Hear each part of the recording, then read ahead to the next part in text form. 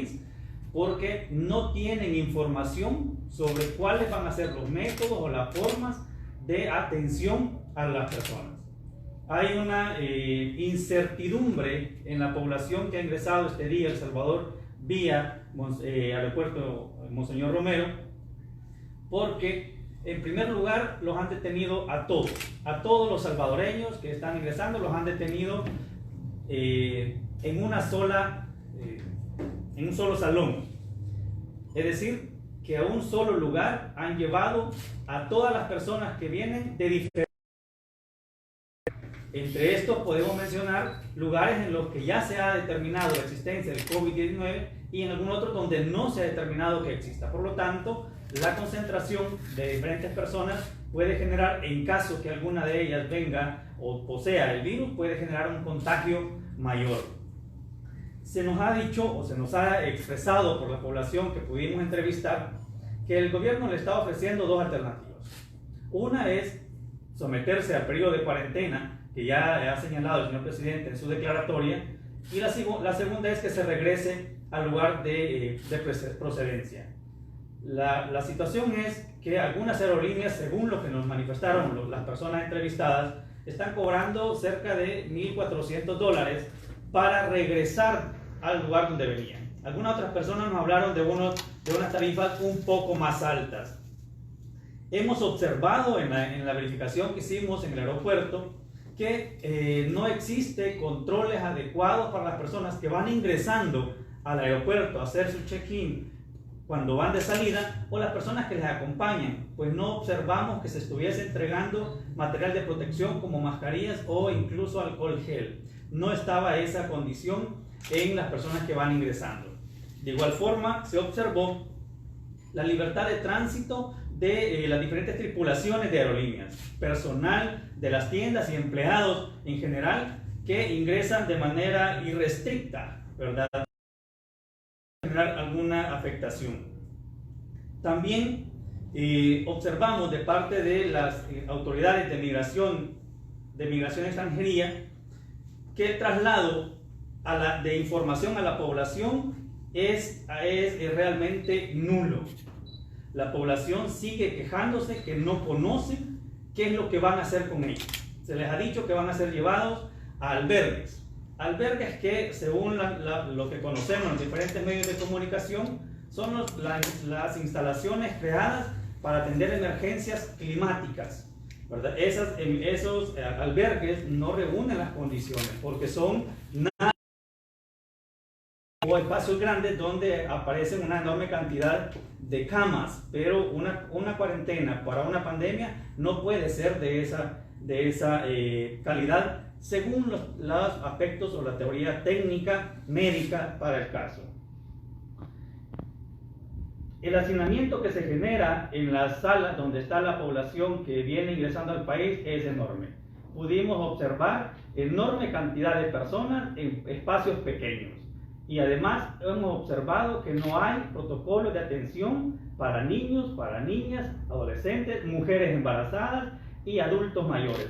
Se denunció en esta visita que hemos hecho la nula atención a personas con algunas enfermedades crónicas en particular, que no hay generación de información de cómo se les va a hacer llegar sus medicamentos. No hay esa información de parte de las autoridades de salud. En esa medida pudimos observar también por los relatos de la población que se encuentra ahí, que los familiares que están esperando a los viajeros no cuentan con información sobre el destino que van a tener sus familiares. No saben a dónde los van a llevar. En algunos casos manifestaron que se habían logrado comunicar vía teléfono con sus familiares que se encuentran al interior del aeropuerto y les habían dicho que los iban a llevar a un albergue en Jiquilisco. Algunos otros nos hablaron de un albergue que iban a aperturar en Tecoluca, y algunos otros nos hablaban de que lo iban a llevar a Mariona. Desconocemos a qué parte de Mariona. Esperamos que no sea al Centro Penal Mariona. Esperamos que sea una estructura que esté diseñada y adecuada para atender una emergencia como la que ahora nos ocupa. La situación que más preocupaba a la población que hemos entrevistado es la combinación de los grupos, es decir, la combinación de personas que vienen de un país donde ya se ha identificado la existencia del coronavirus y de países en los que no se ha identificado tal situación. Denunciaron además como aspectos irregulares el que se les solicite firmas en documentos en blanco aduciendo que serían requeridos para realizar posteriores chequeos de salud. Eso es lo que la población también ha estado denunciando y nos ha denunciado esta mañana. No están facilitando la comunicación directa y no están exponiendo las medidas que van a tomar para la población que va a ser trasladada a los diferentes centros de cuarentena. Además de ello, se nos ha denunciado que la atención en cuanto a alimentación, a utensilios de limpieza personal, no los están teniendo, y hay personas que se encuentran en el aeropuerto, al menos hasta la hora que nosotros nos hemos retirado, desde las 0 horas del día, es decir, tenían ya alrededor de 10 horas de estar en el aeropuerto sin poder moverse.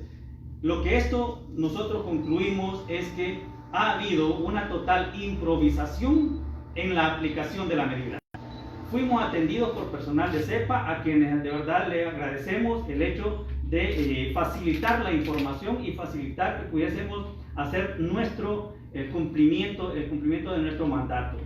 Pero eso también nos ha llevado a la conclusión que las autoridades del aeropuerto, al desconocer la medida, les ha tocado improvisar.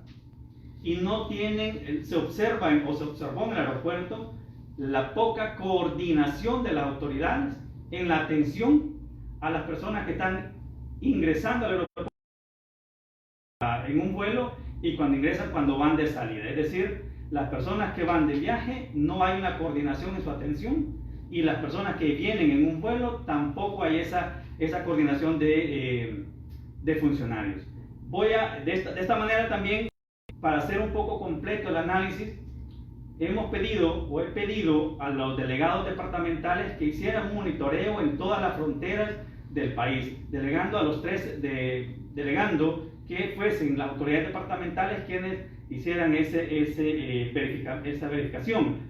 Voy a ceder la palabra al licenciado Julio Méndez, que es el Procurador Adjunto de Derechos Humanos, para que nos dé un reporte de cómo las delegaciones departamentales han encontrado la situación en las diferentes fronteras. Específicamente quisiera hacer una acotación previa. En las diferentes fronteras terrestres y marítimas está el acceso de mercancías, las cuales no iban a tener ningún tipo de restricción, ya que según ayer, esto era para los seres humanos, para las personas.